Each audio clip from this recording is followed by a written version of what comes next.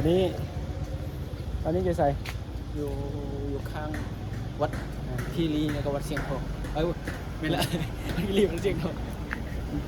ตอนนี้อยู่หลังวัดนะหลังวัดเชียงทอง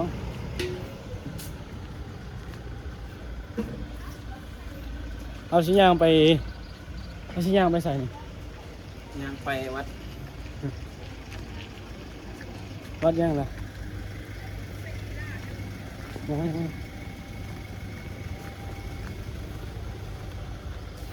เฮ้ยไทยเก็บมาที่เจอฝรั่งนี่นะคือเมื่อกี้ speak English hello สบายดีมาสบายดีกันแล้วแต่เจ้าแล้วตอนนี้เขาก็มาจะย่างไปวัดปักคานอันนี้นะโยมวัดชื่อวัดว่าปักคานนี่ยังปักคานคำมุงคุณ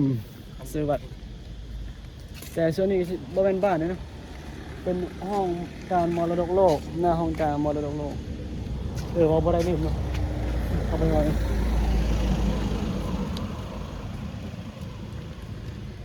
และตอนนี้มาถึงวัดมาarrive already นะ arrive in the temple ปักคาน temple already เดี๋ยวจะพาทุกคนยังเบิ่งมาชมบรรยากาศของวัดนี้ก็จะเป็นยังจริงเป็นชื่อวัดปักคานเพราะว่ามันอยู่วัดนี้มันอยู่สุดของแม่น้ำที่ว่าชื่อน้ำคานนะที่อยู่ปากคานเนาะมันก็เลยตั้งชื่อว่าแม่น้ำคานเดี๋ยวจะไปหาหมู่อยู่แล้วนี่มาไปยามหมู่แต่ว่าหมู่มาช่วยงานวัดเนี่ยอ๋อชื่อว่าอ๋อนมัสการญาทานไงญาทานบุญทันโอ้โทรไปพับสายอันนี้คือโบสถ์เด้อญาติโยมน่าจะเป็นโบสถ์ตัวนี้อุโบสถของวัดก็จะประมาณนี้นะ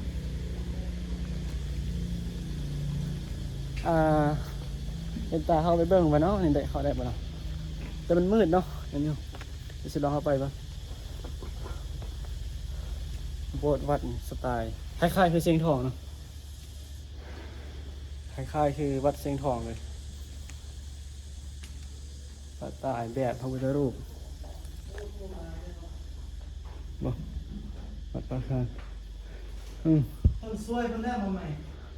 โดยคนนั้นเรียกในรถทำคนสวยคนตาสีบ่เป็นยังอันนี้เบิ่งคาอันนี้หลังจากกับพระเสร็จเนาะญาติโยมพระพุทธรูปองค์ประธานของในอุโบสถอันนี้เป็นหมู่ที่เนาะหลวงพี่เรียกว่าครูบามอมบุญหัตเอาคือเบาๆเลยเบิ่งสิเบิ่งหน้ากันหน่อยบ่วิ่งพาวิ่งเลยอ๋อบ่เป็นยังอยู่ในวัดเลยบ่ได้อยู่ห้านคาเฟ่เลยตอนนี้ทุกคนบ่ว่ามันเป็นยังไงบ่มีแดดแต่มันร้อนว่ะในโรงพยาบาลตัวนี้มันคล้ายๆคืออยู่เชียงรายตอนนี้นะเชียงรายเชียงใหม่นะมันจะมีขี้ฝุ่นเห็นบ่